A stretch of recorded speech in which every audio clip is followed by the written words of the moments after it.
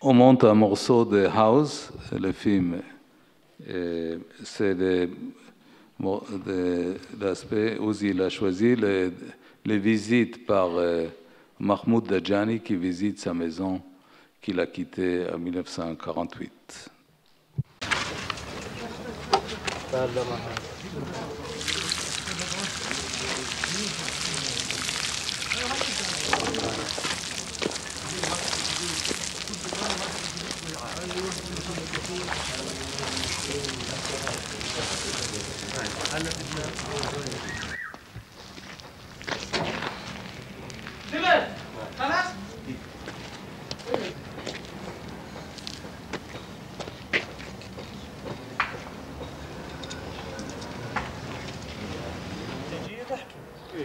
أنا بدي أخاف يمشوا عليها سطحوا لي إياه. خوف من التسطيح.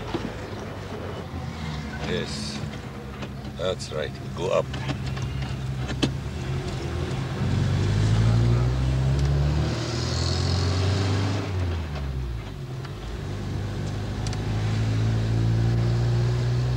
Do you recognize already? Yes, of course. You see these three houses, now you go to the left.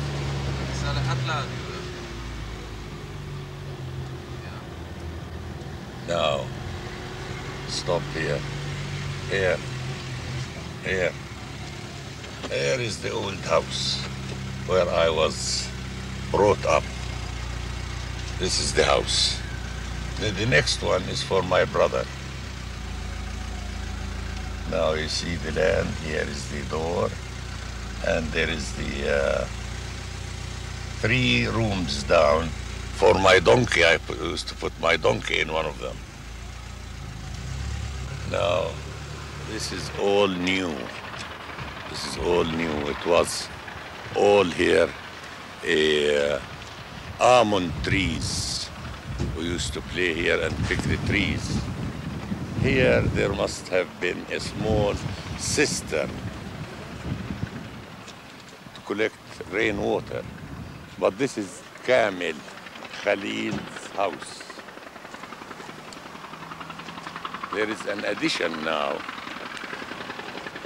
It wasn't so before.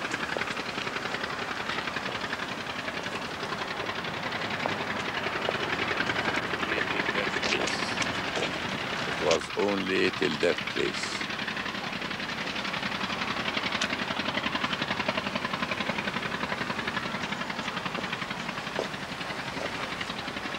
Now there is the new addition. It was 1 room, 2 rooms, 4 rooms only. Sorry. It was 4 rooms only.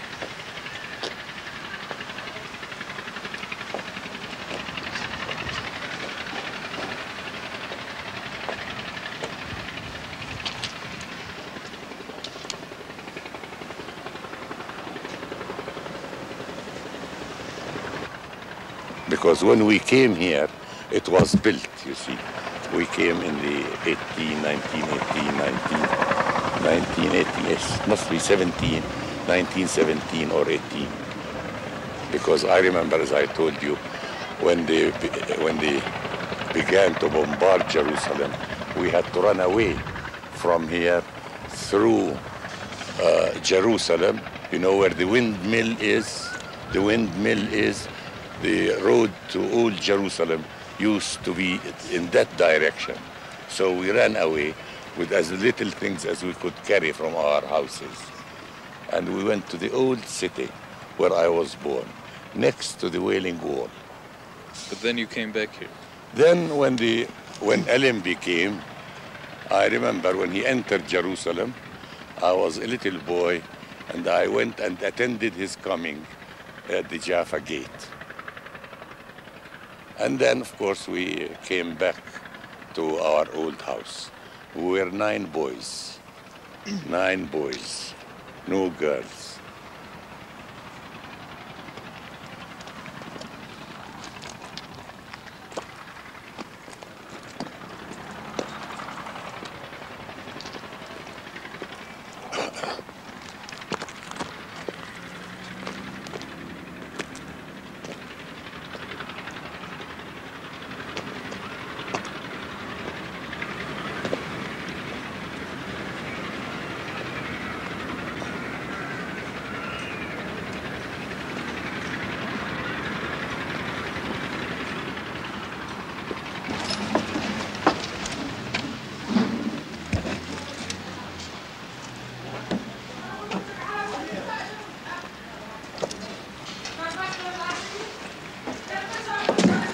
absolutely changed, you see. Here were 2 rooms. There was a hall here, and the kitchen somewhere here. Absolutely changed.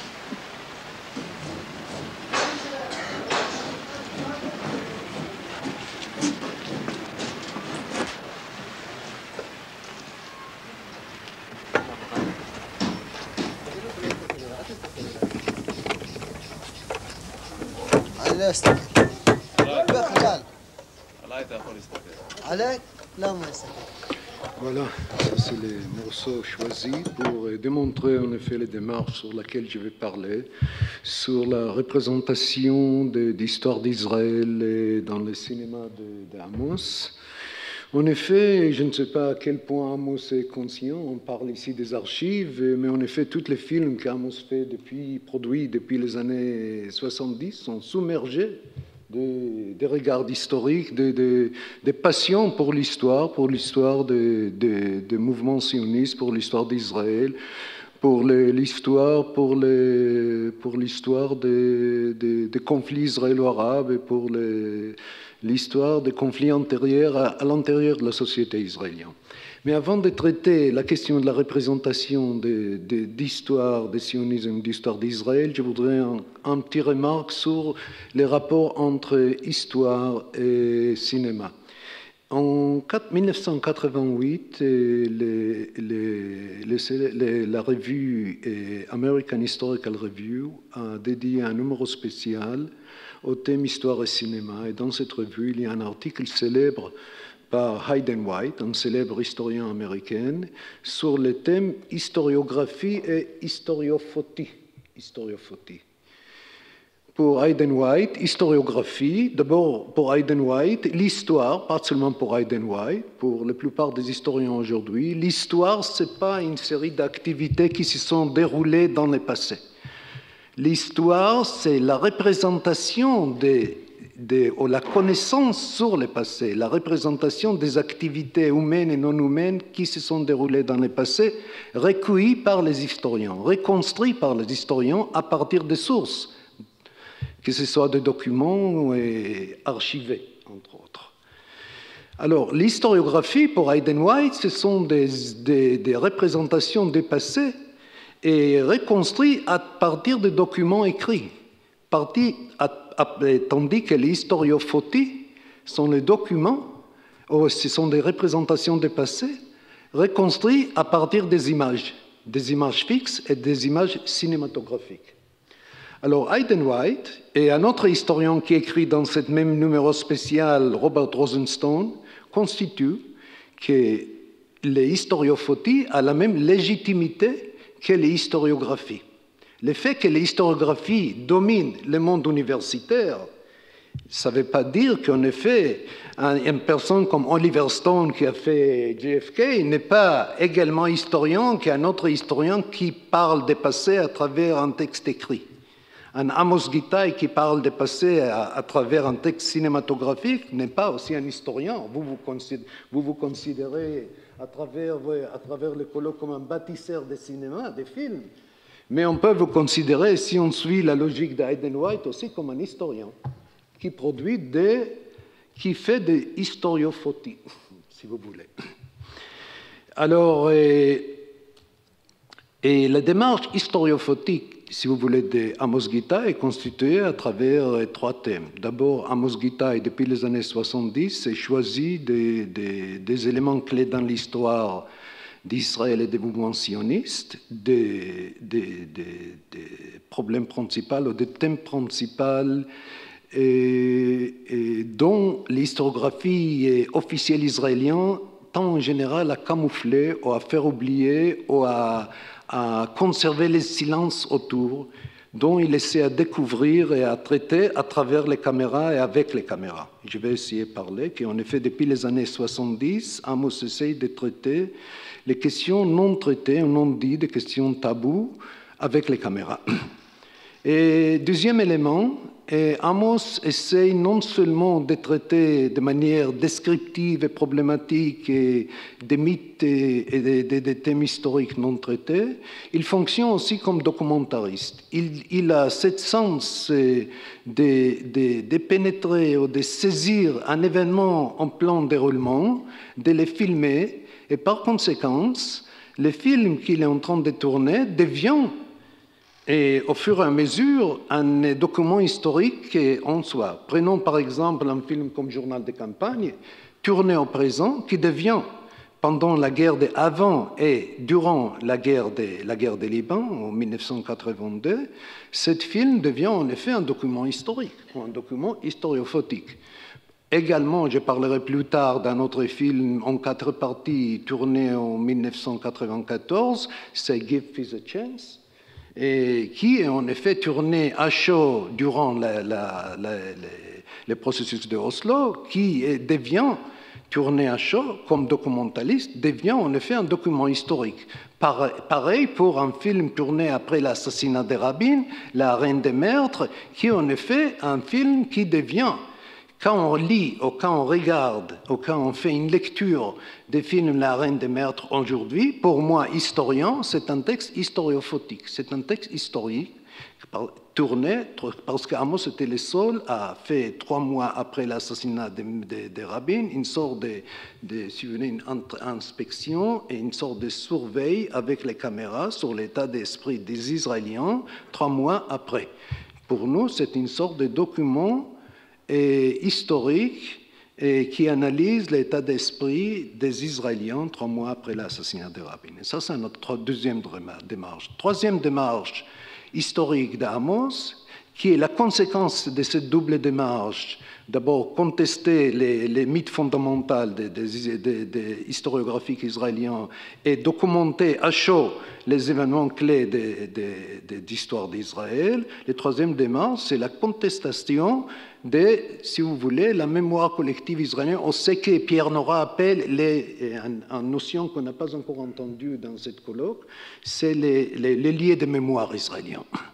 Les liens de mémoire, la définition de Nora d'un lien de mémoire, un lien de mémoire, c'est un site, si vous voulez, institutionnel, et qu'il soit physique ou sémiotique, et qui véhicule la mémoire collective d'un groupe.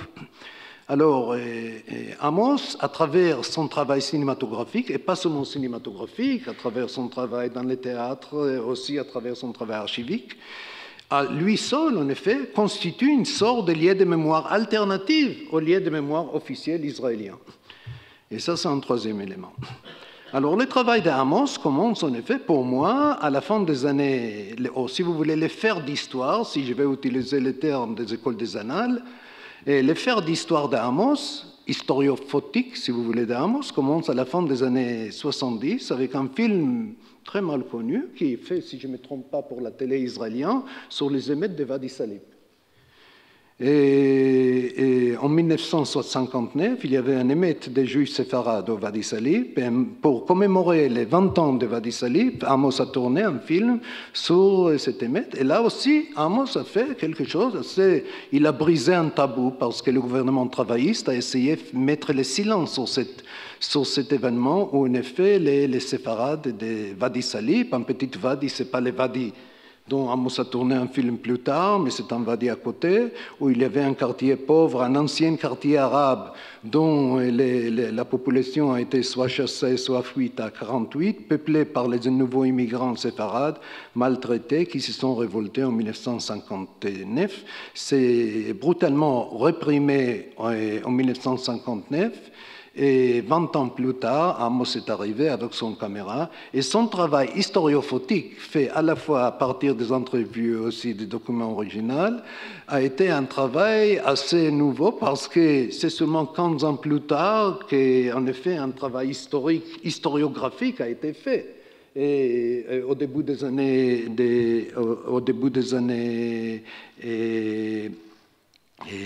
90, les livres de Weiss sur Wadi Salib. Alors, ton travail en 1979, c'était en effet le premier texte historiophotique ou historique, si vous voulez, traitant ce phénomène-là, et qui, en effet, démontre bien ton démarche de mettre en valeur et de faire sortir des silences un thème principal dont on voulait, en effet, camoufler, faire oublier. Le seul problème, c'est qu'en effet, est-ce que ce film pouvait fonctionner comme lieu de mémoire? Il ne pouvait pas fonctionner comme lieu de mémoire parce que ce film appartenait à la télé israélienne. Il était sous contrôle de la télé israélienne. Et c'était également l'essor du deuxième film qui est tourné, c'était le film Beit, Maison, dont on vient de voir un morceau. Mais l'histoire de Beit, si je ne me trompe pas, tu as pris un contrôle de Beit. Tu as fait sortir Beit des contrôles de la télé israélienne. Tu as pris contrôle sur Beit, comme sur les suites des suites de Beit. Et par conséquent, le fait que le metteur en scène a pris contrôle sur le film, il avait libéré de l'emprise de la télé israélienne, lui a permis en effet de les transformer en un lieu de mémoire. Parce que quand la télé, dans ces cas-là, la télé israélienne est le propriétaire d'un film, il peut les projeter une fois et puis les faire oublier en les jetant dans les archives de la télé et on les fait mettre dans le silence. Ça, c'était l'essor des émeutes de Wadi Salib. Par contre, le film Beit, ça c'était vraiment un point de départ de véritable travail d'Amos, parce qu'avec ce film-là, Amos tournait, il continue à tourner et à projeter ce film qui constitue une sorte de lieu de mémoire sur l'histoire des conflits israélo-palestiniens. Parce que pour moi, en effet, bien que ce film-là ait été tourné en 1980 au présent, pour moi, c'est un film d'histoire des conflits israélo-palestiniens à partir de 1948 sur l'histoire des Nakba et jusqu'aux années 1980. Alors, hier, on a entendu une conférence qui a fait une comparaison entre histoire, qui a été considérée par les conférenciers comme une sorte de récit, histoire, qui a été considéré comme quelque chose de fermé et statique, et la mémoire qui a été considérée comme ouverte, dynamique et continuelle. Alors, dans le cinéma d'Amos, l'histoire n'est jamais fixe et fermée. Elle est toujours continuelle, fluide et vivante, comme dans les cas de Beit. Dans le cas de Beit, l'histoire commence en 1948, et même avant, parce que comme on a vu avec les propriétaires de la maison, l'histoire commence avec Allenby, avec l'occupation britannique de la terre de Palestine en 1917, 1917, quand les Britanniques entraient à Jérusalem, à peu près. Ils récollectent. Le film Beit, il n'est pas, en effet, l'opération cinématographique d'histoire peut être faite à partir de trois opérations. Soit utiliser les morceaux d'origine, c'est-à-dire que les morceaux du passé, les morceaux cinématographiques, soit tourner au présent avec des témoins, comme on l'a vu, soit reconstituer des scènes en utilisant la fiction. Pour les cas de Beit, on utilise surtout, on tourne au présent en utilisant des témoignages, comme le témoignage de Dajani. Alors, l'histoire, en effet, se déroule et, en effet, commence avec 1948, et là, Amos fait sortir des silences à travers l'objet Beit. La particularité, en effet, des films, c'est qu'il choisit la maison soi-même comme acteur principal du film. Il raconte l'histoire des conflits israélo-palestiniens, ou si vous voulez, des tragédies israélo-palestiniennes, les tragédies des réfugiés palestiniens qui ont été obligés de quitter leur maison, et les tragédies aussi des réfugiés juifs qui sont arrivés en 1948 en Israël et qui se sont installés dans les maisons des Arabes à travers l'héros principal qui est la maison, l'objet matériel physique filmable, qui est filmé par les caméras, saisissable, un objet qui est en train de transformer tout le temps de 1948 jusqu'à 1980. Et on est en train de voir une histoire en train de se transformer devant les caméras, à travers l'objet filmé et à travers les témoignages des différents acteurs. Comme ça, on voit en effet l'histoire en plusieurs phases. La première phase, c'est les phases de la famille Dajani, qui vit dans cette maison des périodes turques à travers les périodes britanniques, et puis dans ce quartier prospère, des quartiers chrétiens prospères de Talbieh, où toute une élite chrétienne et commerçant prospère dans ce quartier. Et M. Dajani nous montre la maison de son père, de ses frères, de ses cousins, etc. Et puis vient la guerre de 48 et toute la population chrétienne sont obligés de quitter les quartiers. Puis nous avons une deuxième phase, démontrée dans le film, les phases des années 50, la chute des quartiers. Les quartiers deviennent un quartier pauvre. D'après la loi israélienne, les maisons sont confisquées, la loi des Nifkadim, des personnages absents. Et puis les maisons sont divisées, et puis des nouveaux immigrants entrent, les nouveaux immigrants de l'Afrique du Nord entrent dans les maisons. Et là, Amos filme un couple de nouveaux immigrants et qui racontent leur vie. Il n'apprécie pas du tout le fait qu'il habite dans un palais. Ce qui les gêne, c'est le fait que les maisons sont trop grandes, l'espace il est très cher et très difficile à réchauffer. Ils souffrent là-bas. Et ils racontent leur vie des années 50. Et puis il y a la troisième phase, les phases de l'après 67. Et après 67, après une période de crise économique, des années 60, il y a les prospérités après la guerre des 6 jours. Et on voit cette prospérité à travers les séries d'entrevues qu'Amos fait avec un entrepreneur et son fils. Les gens qui étaient des ouvrières juifs avant et qui deviennent de nouveau la classe des nouveaux riches juifs qui prospèrent avec un autre acteur qui apparaît dans le film, les ouvrières palestiniens, qui Amos suit dès le début du film jusqu'à la fin. Dès le début du film où ils sont en train de creuser dans un mine les pierres, préparer les pierres pour la nouvelle phase de la maison, où la maison est transformée de nouveau, parce qu'il y a une nouvelle classe des richissimes israéliens, et formé par exemple, le professeur Barkai, un économiste israélien de Jérusalem, et son associé décide d'acheter la maison. Il paye une somme quelconque aux nouveaux immigrants qui quittent la maison. Il transforme de nouveau en palais. Et là, on voit en effet comment en effet le quartier redevient un quartier de riches.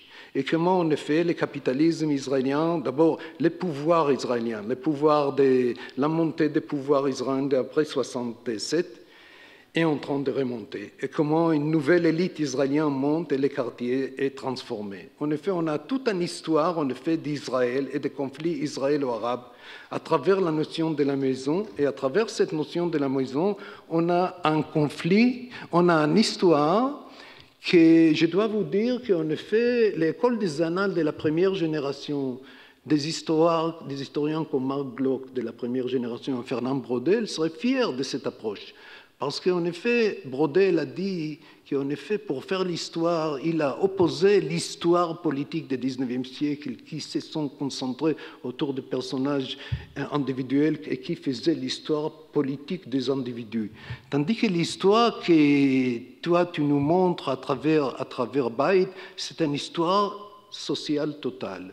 Tu nous montres en effet l'histoire à travers, d'une manière très économique, à travers l'histoire de Beit, l'histoire totale des conflits israélo et palestiniens de 1948 jusqu'à 1980, à travers toutes les échelles de la société, des basses sociétés, des pauvres immigrants juifs qui émigrent de l'Afrique du Nord, des ouvriers palestiniens avec qui tu parles et tu montres en effet de manière très pratique la manière dont ils travaillent, leur maison en Cisjordanie, leur arrivée à 5 heures du matin au lieu de travail, leur discours, leur approche et les représentations de la société d'Israéliens, leur haine du sionisme. Puis vous montez petit à petit à l'échelle moyenne des classes moyennes des entrepreneurs israéliens qui deviennent des classes importantes après la guerre des 6 jours. Et on monte après aux intellectuels qui deviennent des classes aisées, des Barkaï, jusqu'à l'ancienne aristocratie palestinienne devenue, qui se sont appauvris après 1948, la famille Dajani, etc.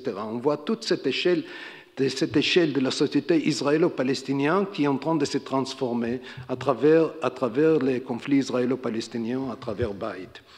Et cette histoire dynamique, donc, mais cette histoire dynamique ne s'arrête pas là, parce que Amos prend les Baït et il les fait bouger les Baït à travers le temps. Il n'arrête pas en 1980, parce qu'il continue, parce que les Baït ensuite de nouvelles de Baït, et en 1998, il fait un deuxième chapitre de Baït, et en 2005, il fait un troisième chapitre. Autrement dit, la notion de temps sert comme une sorte de base pour faire bouger les Baït, pour faire bouger la maison à travers le temps. Et à travers le temps, on voit à travers les Baït la transformation des Baït et la transformation des habitants et la transformation d'histoire d'Israël. Avant Oslo et après Oslo, et par rapport au deuxième intifada. Et on voit petit à petit comment en effet les diasporas palestiniens se structurent et comment en effet le Baït devient le désir de retour des diasporas palestiniens vers le Baït, vers la maison, devient de plus en plus, s'éloigne de plus en plus. Comment on s'installe de plus en plus à Amman, comment on s'éloigne et comment en effet et les Palestiniens se judaïsent, si vous voulez, et comment en effet l'occupation devient un phénomène, se naturalise, et comment la société israélienne se transforme, et change, s'adoucit, et devient une société dominante et à travers les années 80 et les années 2000. Cette trilogie, donc, pour moi, quand on les lit avec une certaine distance, peut être constituée comme un vrai livre d'histoire israélo-palestinienne. De la même manière, j'ai combien de temps encore? De la même manière, on peut encore lire la trilogie Vadi. On a montré aujourd'hui Anna Arabia, mais Vadi aussi peut être considéré comme un livre d'histoire. Vadi Roushmia, pas Vadi Salib, parce que Vadi Roushmia est aussi une histoire de conflit israélo-palestinien fait à Haïfa. Mais Vadi, à l'origine, quand il a été tourné, doit être une sorte de récit. Baït, c'est une histoire pessimiste de conflit israélo-palestinien.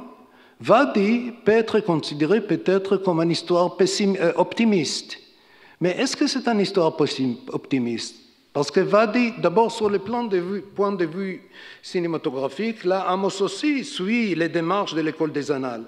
Fernand Braudel a déjà dit que les sites géographiques, ce sont des sites vivants qui peuvent servir comme des vrais acteurs d'histoire. Pour Braudel, les zones méditerranéennes, c'était les véritables acteurs d'histoire. Il fallait prendre les montagnes et la mer, et les Vadi aussi, comme les vrais acteurs d'histoire. Et pour Amos, le Vadi, Amos suit l'histoire des Vadi et de ses habitants dès 1981 jusqu'au 2001 à peu près, la transformation de Vadi, et à travers la transformation de Vadi, on voit à peu près la transformation d'histoire de Haïfa et l'histoire d'Israël. Mais qu'est-ce que c'est le Vadi? Le Vadi, c'est le limbo. Le Vadi, c'est une zone liminale. Le Vadi, c'est une zone où les marginaux habitent. Et seul dans le Vadi, dans les zones marginales, les Juifs et les Arabes arrivent à cohabiter, comme dans Anna Arabia. Qu'est-ce que c'est Anna Arabia? Qu'est-ce que c'est cette zone entre Jaffa et Bat-Yam? C'est une zone liminale, si on suit la définition des anthropologues. Les anthropologues ont dit qu'il y a les masculines et les féminines. Et entre les masculines et les féminines, il y a les hermaphrodites. Et les hermaphrodites, c'est quoi? C'est soit le totem, soit le tabou. C'est un espace non définissable. C'est comme l'espace de Vadi ou l'espace de Anna Arabia. Et dans cet espace non définissable, où il n'y a ni un quartier juif, ni un quartier arabe, c'est là que les marginaux arrivent. Et seuls là, les juifs et les arabes arrivent à cohabiter, à peu près. Alors, est-ce que c'est optimiste ou pessimiste? Je ne sais pas. Mais de toute façon, c'est à travers cette histoire de Vadi qu'Amos nous raconte l'histoire de Haïfa.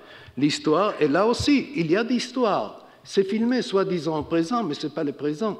On nous raconte, en effet, dans les Vadi, l'histoire, d'une part, des Arabes qui ont souffert de la tragédie de 1948 et qui habitent dans les pauvres maisons, et puis les Juifs qui ont souffert, qui viennent d'arriver, les victimes de la Shoah, qui ont décidé de s'installer dans cette no man land, dans cette Vadi Roushmia. Et la deuxième partie de Wadi, au 91, il y a les nouveaux immigrants russes qui viennent de s'installer, qui viennent de se joindre. Mais la troisième partie de Wadi, qu'est-ce qui se passe? La société de consommation qui se trouve à côté arrive à pénétrer le Wadi. Avec la troisième partie Wadi, on crée un immense centre commercial à l'intérieur de Wadi. Le capitalisme, le néolibéralisme, le nouveau capitalisme commercial arrive à pénétrer le Wadi et à chasser une grande partie de ses habitats et de ses animaux. Le capitalisme, ce mélange si vous voulez, de tout pouvoir et politique et militaire israélien, d'une part, qui domine le Cisjordanie d'une part, et qui domine la vie économique de l'autre part, pénètre d'une part l'espace politique et de l'autre part l'espace physique et économique. Et le résultat, les centres commerciaux pénètrent les Wadi et chassent ses habitants. Donc là, si vous voulez, l'histoire de Wadi, c'est aussi une histoire finalement pas très optimiste, l'histoire d'Israël. Alors Amos continue et Amos continue à travailler comme, si vous voulez, l'un des années les plus riches et des travaux d'Amos comme historien, c'est les années 90, où Amos travaille à la fois comme historien de sa propre histoire, où il fait à la fois des films sur sa propre histoire personnelle de Kippour, à la fois un film de commentaire et un film de fiction, mais c'est une histoire personnelle, mais aussi une histoire collective.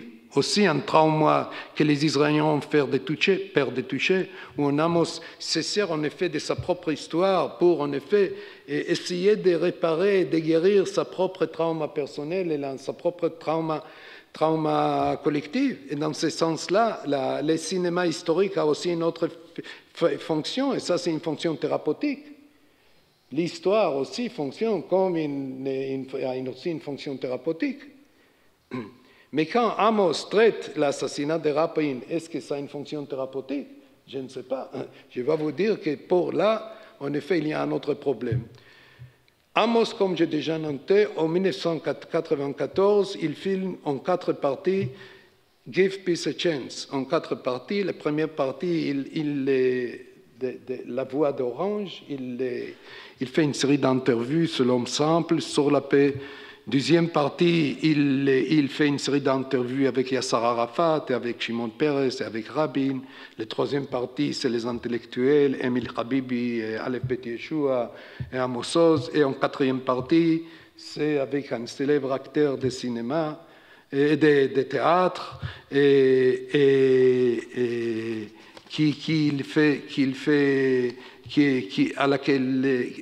dont le père est arabe et la mère est juive, et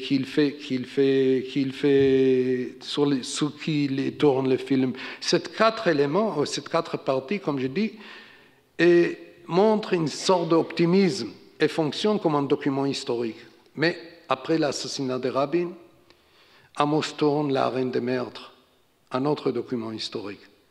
Mais ce que Amos et nous tous, nous notons après 1996, c'est que le gouvernement et l'historiographie officielle israélienne depuis 1996 adopte une politique dont l'objectif est de faire oublier l'assassinat de Rabin. Depuis 20 ans, on parle de moins en moins d'assassinat de Rabin. Et on ne fait pas de films sur l'assassinat de Rabin. Il n'y a pas de livre d'histoire d'assassinat de Rabin. On n'enseigne pas l'histoire d'assassinat de Rabin à l'école. En effet, la version officielle d'assassinat de Rabin, c'est soit on l'avait pas. Est-ce qu'on l'avait assassiné? Et si on l'avait assassiné, est-ce que c'est la droite qui l'avait assassiné? C'est pas sûr que c'est la droite. C'est peut-être la gauche. C'est peut-être les Shabak qui l'avaient assassiné. C'est-à-dire que c'est dans le brouillard, cette histoire. Actuellement, quand on commence à poser la question d'assassinat de Rabin, ce n'est pas du tout clair. Bien sûr, il y a la fondation Rabin, mais c'est dans les marginales. Les films Rabin de Amos, c'est vrai, il est projeté partout dans le monde, mais en Israël, on ne les projette pas. Très peu. On essaie d'empêcher la projection. L'idée, la stratégie officielle israélienne, en Israël, c'est ceux qui sont responsables de la mémoire collectif israélien vise à faire oublier l'assassinat de Rabin. C'est pour cette raison que tourner un film sur l'assassinat de Rabin était un acte très très important. Ça, c'était vraiment un vrai lieu de mémoire. Il fallait le faire. Et il fallait insister et montrer la responsabilité de la droite pour l'assassinat. Et là, dans ce film, ça c'est un véritable exemple de historiophotie, parce que là, Amos utilise les trois éléments importants pour constituer le cinéma comme texte historiophotique, parce que c'est à la fois une série d'entrevues au présent, parce que le film commence avec une entrevue de Shimon Peres, il y a une série de textes tournés à chaud pendant les périodes d'assassinat, et puis il y a des textes de reconstitution, soi-disant fictifs, mais l'ensemble sont mis dans une sorte de narration de telle manière que l'ensemble sont des textes historiques cohérents. Je vais vous dire d'ailleurs que les historiens qui pratiquent l'historiographie travaillent de la même manière. Bien que l'historien qui écrit des textes basés sur les documents écrits prétend qu'il tient les clés de la vérité, il travaille de la même manière. Il se sert des textes écrits, des témoignages qui tiennent des périodes étudiées, mais eux aussi, ils ont recours à l'affection. Et le travail, la représentation des passés à travers les textes écrits, c'est aussi un travail de montage. Et c'est aussi basé sur un procédé narratif, de la même manière. Autrement dit, et là, Hayden White l'a montré de manière très claire dans ses travaux.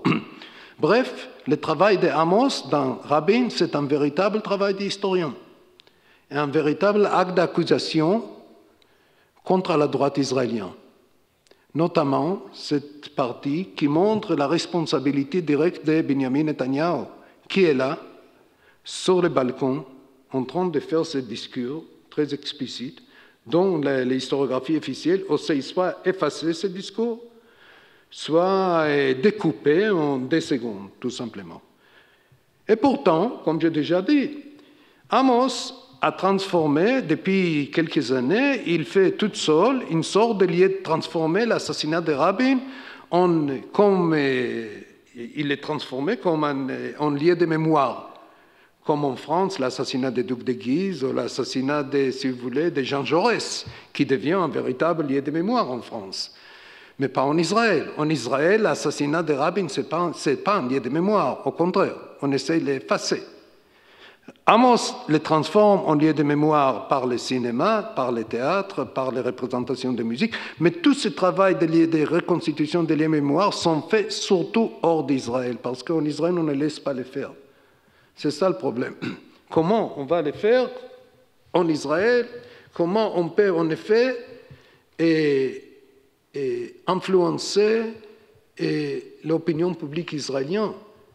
Comment, en effet, lutter contre la stratégie de la politique officielle israélienne et imposer l'assassinat de Rabin comme lieu de mémoire, ou la contre-lieu de mémoire de Amos comme alternative à cette stratégie imposée par le gouvernement israélien. C'est ça la question qu'il faut poser. Et voilà. Et dans ce sens-là, comme je dis, c'est un travail important, très important, qu'il faut continuer. Il faut continuer à faire des films sur Rabin et il faut continuer à essayer de les diffuser en utilisant toute stratégie possible, diffusée en Israël.